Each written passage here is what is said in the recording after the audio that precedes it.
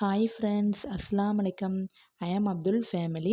இன்றைக்கி நம்ம மட்டன் பிரியாணி பாஸ்மதி ரைஸில் எப்படி செய்யலாங்கிறத நம்ம இன்றைக்கி பார்க்க போகிறோம். பிகினர்ஸாக இருந்தால் கூட நான் சொல்கிற அளவுகளோடு நீங்கள் செஞ்சு பாருங்கள். கரெக்டாக இருக்கும்.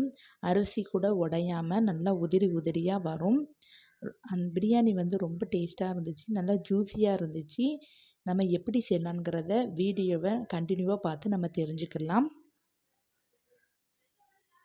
இதுக்கு நான் 1/2 கிலோ மட்டன் வாங்கியிருக்கேன். நான் முள்ளுகள் எதுவும் இல்லாமல் தனி கறி தான் வாங்கியிருக்கேன். இதை நம்ம குக்கரில் ஒரு 3 டம்ளர் தண்ணி ஊற்றி உப்பு சேர்த்து நல்லா வேக வச்சு எடுத்துக்கிறணும். இதில் நம்ம வேறு ஒன்றும் ஆட் பண்ண வேண்டாம். நான் 3 பல்லாரி 4 தக்காளி பழம் நறுக்கி வச்சுருக்கேன். இது அளவு சொல்லணும்னா 1/4 கிலோ பல்லாரி 1/4 கிலோ தக்காளி பழம் எடுத்துக்கோங்க. புதினா இலை, கொத்தமல்லி இலை, பிரியாணி இலை, அதாவது ரம்ப இலைன்னு சொல்லுவாங்கள்ல அந்த இலை 3யுமே க்ளீன் பண்ணி வச்சுருக்கேன். நம்ம நெய் ஒன்றும் ஆட் பண்ணலை. நம்ம சாதாரணமாக வீட்டில் குக் பண்ண ஆயில் தான் நான் ஊற்றியிருக்கேன். நம்ம இப்போ நறுக்கி வச்ச பல்லாரியை நல்ல பொன்னிறமாக வதக்கிக்கிறணும். இது வதங்குதல தான் ரொம்ப டேஸ்ட் இருக்கும். நான் இன்றைக்கி பாஸ்மதி அரிசி தான் எடுக்க போகிறேன். 1க்கு 2 அளவு கரெக்டாக இருக்கும். நீங்கள் சரியான பாத்திரத்தில் எடுத்து வச்சுக்கோங்க. இப்போ நல்லா வதங்கினப்புறம் தக்காளியும் சேர்த்து நல்லா மசிய அளவுக்கு நம்ம வதக்கிக்கலாம். அதுக்கப்புறம் நறுக்கி வச்ச கொத்தமல்லி இலை, புதினா இலை, ரம்ப இலை இந்த 3யும் ஆட் பண்ணிக்கலாம். தக்காளி பழம் வதங்குறதுக்கு கொஞ்சமாக உப்பு சேர்த்து நல்லா வதக்கி விட்டுக்கோங்க. நீங்கள் வதக்குறதுல தான் பிரியாணியோடைய டேஸ்ட்டே இருக்குது.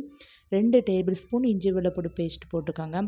அதாவது இஞ்சும் வெள்ளைப்பூடும் கரெக்டாக 50 கிராம் இருக்கிற அளவுக்கு நீங்கள் சேர்த்துக்கோங்க. இதை நல்லா வதக்கி விட்டுக்கோங்க.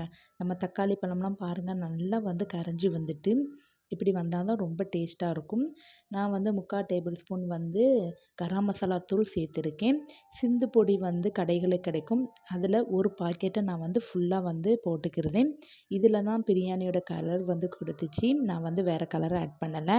பிரியாணி மசாலா பொடி ரொம்ப காரமாக இருக்கும்னு நான் பாதி, அதாவது ஒரு 2 டேபிள் ஸ்பூன் மட்டும்தான் போட்டிருக்கேன். பாதி பாக்கெட் போட்டுட்டு பாதி பாக்கெட் எடுத்து வச்சுக்கிட்டேன். ஒரு பாக்கெட் தயிர் கரெக்டாக இருக்கும். நீங்கள் அந்த தயிரையும் அதில் ஊற்றி நல்லா மிக்ஸ் பண்ணிக்கோங்க.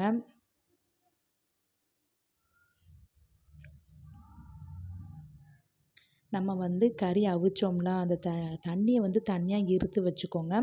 நம்ம இந்த வேக வச்ச மட்டன் பீஸ்களை மட்டும் நம்ம இதில் போட்டு நல்லா வதக்கிக்கிறலாம்.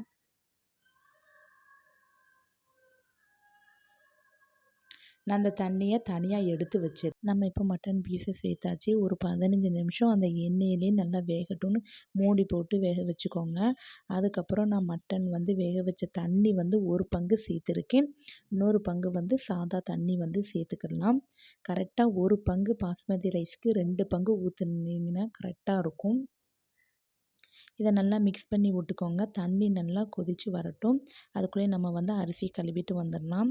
நான் பாஸ்மதி ரைஸை ஒரு 1/2 மணி நேரம் ஊற வச்சுருந்தேன்.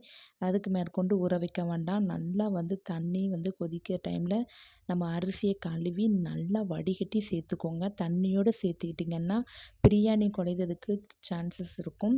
அதனால் நீங்கள் வடிகட்டி சேர்த்துக்கோங்க. பிரியாணிக்கு தேவையான உப்பு 1/2 டேபிள் ஸ்பூன் போட்டிருக்கேன். இது எனக்கு கரெக்டாக இருந்துச்சு. நீங்கள் தண்ணியை தொட்டு பார்க்கும்போது தொட்டு நாக்கில் வச்சு பாருங்கள். உப்பு குறைவா இருந்துச்சுன்னா கூட மட்டும் சேர்த்துக்கோங்க. அதுக்கப்புறம் நம்ம ஊற்றின அளவு தண்ணி கொஞ்சம் கம்மியாகி வருது. நம்ம ஒரு 15 நிமிஷத்துக்கு அப்புறம் ஓப்பன் பண்ணி பார்க்கும்போது இப்படி தான் இருந்துச்சு. நீங்கள் ஆப்பையை வச்சு ரொம்ப கிண்டிட வேண்டாம். லைட்டாக 2 பெரட்டின பிறகு மூடி வச்சுக்கோங்க. அதுக்கப்புறம் ஓப்பன் பண்ணி பார்க்கும்போது தம் போடுறத வரை கரெக்டாக இருந்துச்சு. ஒரு 10 நிமிஷம் கழித்து நான் ஓப்பன் பண்ணி பார்த்தேன். தண்ணி வற்றி வரப்போகுது. இந்த டைமில் நம்ம தம் போட்டால் கரெக்டாக இருக்கும். அதுக்கப்புறம் தம் போட்டு நான் ஓப்பன் பண்ணி பார்க்கும்போது பாருங்கள், நல்லா உதிரி உதிரியாக ஒன்றோடு ஒன்று ஒட்டாமல் சூப்பராக வந்திருக்கு. நீங்கள் இந்த மாதிரி ட்ரை பண்ணி பாருங்கள். உங்களுக்கு பார்க்கும்போதே தெரியும்ல. நீங்கள் இந்த மாதிரி ட்ரை பண்ணிட்டு எப்படி இருந்துச்சுன்னு மறக்காமல் எனக்கு கமெண்ட்ஸ் பண்ணுங்கள். Bye friends.